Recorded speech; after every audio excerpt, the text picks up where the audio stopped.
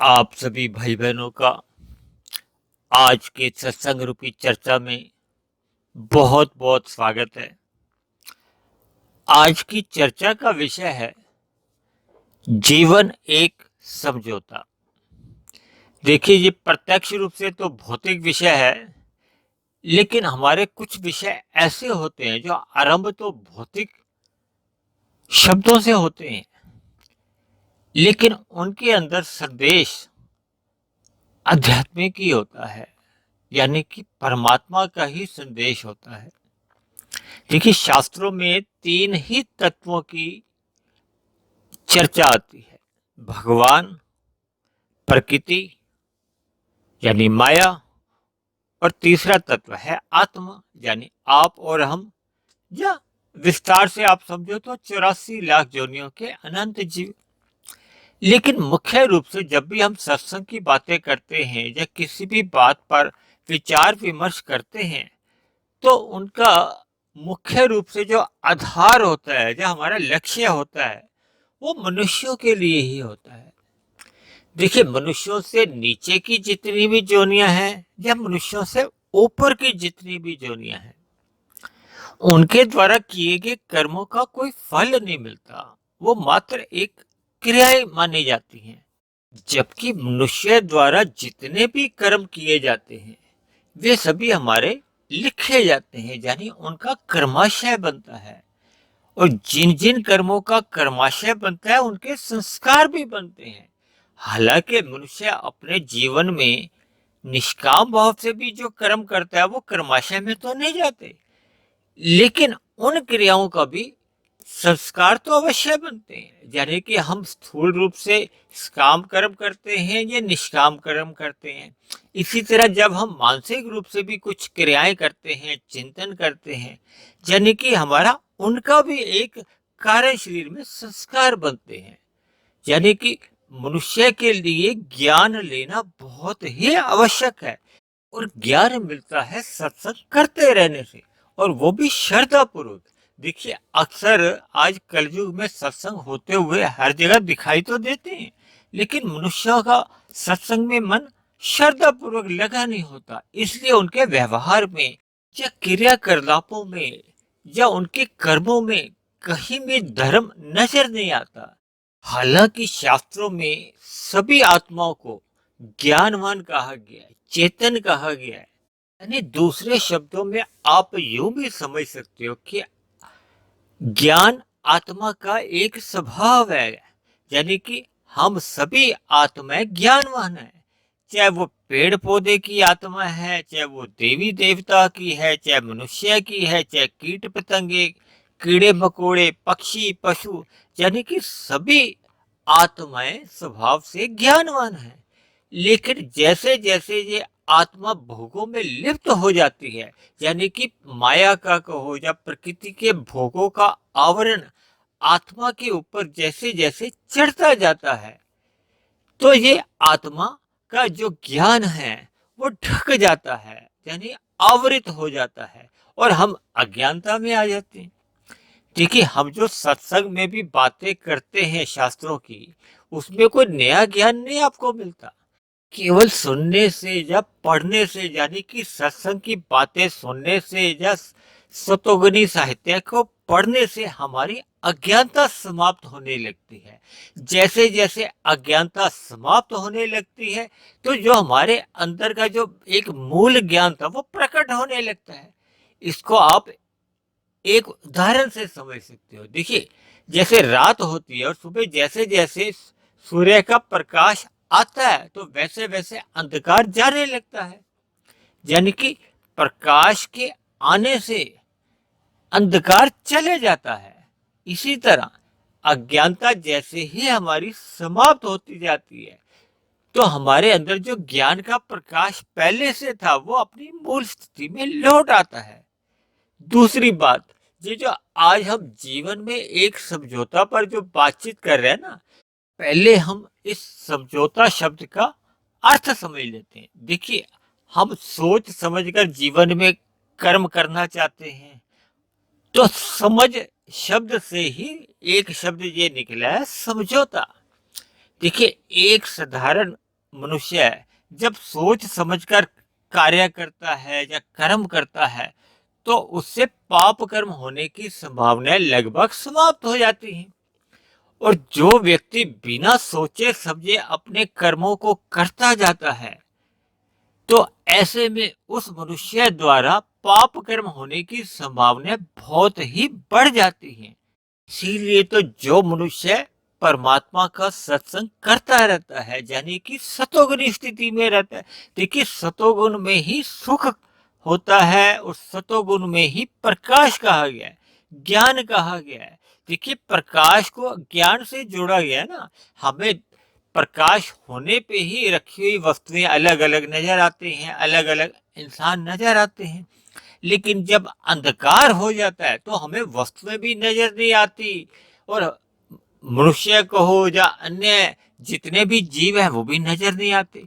इसीलिए तो जैसे ही सूर्य ढलता है यानी कि अंधकार होना शुरू होता है, हम सर्वप्रथम अपने घरों के अंदर बल्ब जला देते हैं, यानी बल्ब जला देते हैं, ट्यूबलाइट जला देते हैं। जब बिजली नहीं थी तो लोग मोमबत्ती दिए जला देते थे, यानी कि हम प्रकाश में रहना ही पसंद करते हैं क्योंकि अंधकार में मनुष्य को भय लगता है, ठोकरें लगती हैं।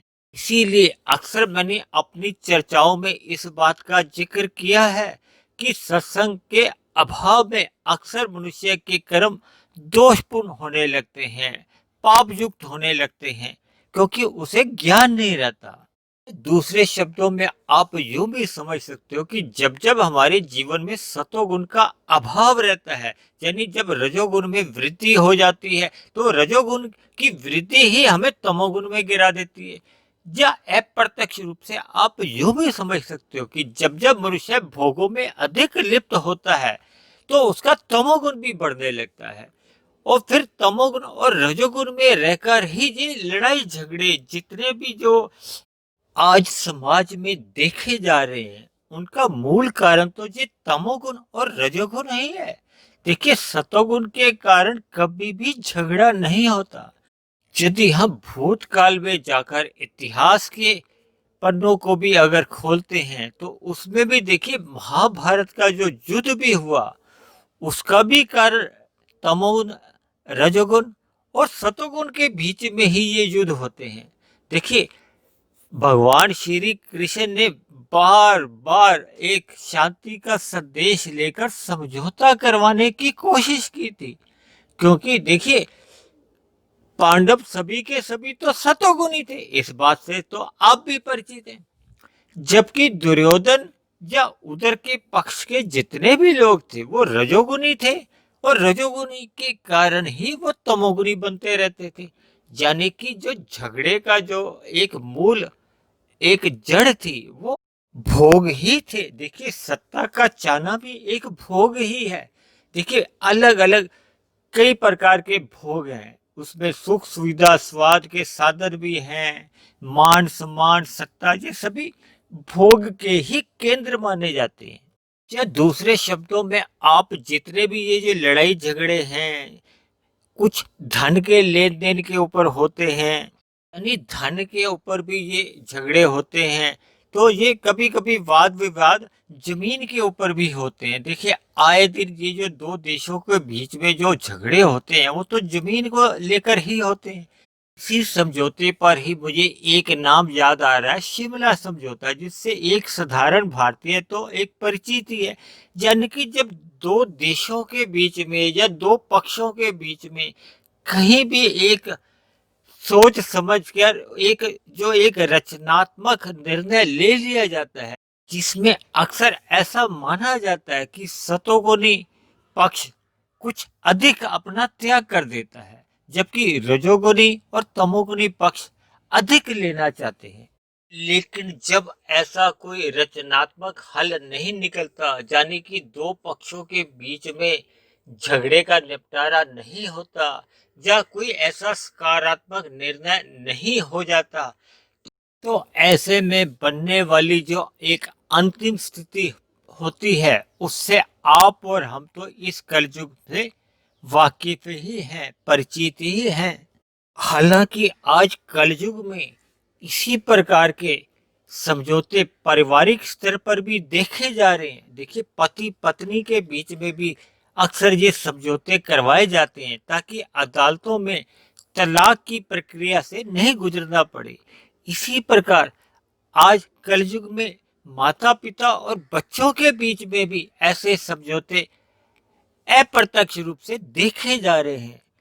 लेकिन इन सभी बातों से हमें एक शिक्षा तो ये ली जा सकती है कि जब जब मनुष्य अपने जीवन में सत्संग से दूर होता जाता है, यानी कि सतोगुण से जितना वो दूर होता जाता है, तो उसके जीवन में रजोगुण की क्रियाएं बढ़ती जाती हैं और रजोगुण के कारण ही, दूसरे शब्दों में आप रजोगुण को संसारी आकर्षणों से, संसारी भोगों से, यानी कि जो विषय भोग हैं हमारे, गंध, रस, रूप, स्पर्श और शब्द, इन 5 विषयों का जो सुख है रजोगुण में, इन्हीं रजोगुण के कारण कब मनुष्य तमोगुण में गिर जाता है, उसको स्वयं को भी पता नहीं चलता। इसलिए मेरी आप सभी भाई बहनों से विनती है कि जीवन में सत्संग करना अपना स्वभाव बनाइए।